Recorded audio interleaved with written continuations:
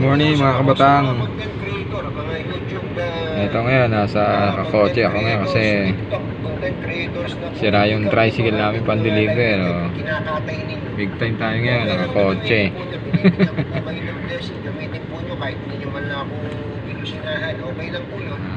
Matakaw sa gas yung ano. Kasi kaya kami nandito, bibili ng pagkain kami.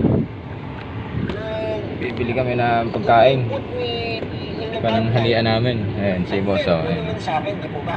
Ayan si boss. Ayan. Yo si boss. Bibili ng pagkain namin pananghalian. Pinipilit ko nga mag-message sila sa akin para may maipakita ako sa inyo. Grabing init ngayon kaya at least okay lang, nakakotse. Kaya lang talo sa gas, matakot sa gas to eh. 500 niya wala pa atang isang araw, ubos na. No choice kasi walang driver yung tricycle eh, kaya kotse ginagamit namin. Ayan.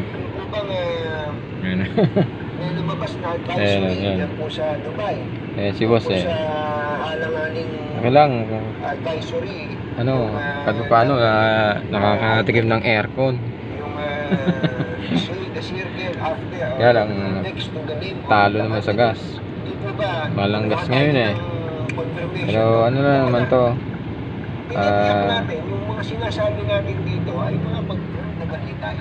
temporary lang habang habang wala pa yung driver ng tricycle. Kaya kahit pa paano hindi tayo gano'n naiinitan. Mainit lang sa labas, pero kung nandito sa loob presko din kahit pa paano. Kung mainit okay lang, basta may aircon yung may aircon yung sasakyan. Kahit lugi sila, bagay ano lang naman eh, temporary lang eh, temporary. Yan kasi bumibili ng ulam si boss kasi masarap yung ulam. Parang ano yan eh, taga Bicol yung nagluluto sa kanila. Ayun na, padating na si boss. Kaya di niya alam na binibideo ko eh. Sige, salamat.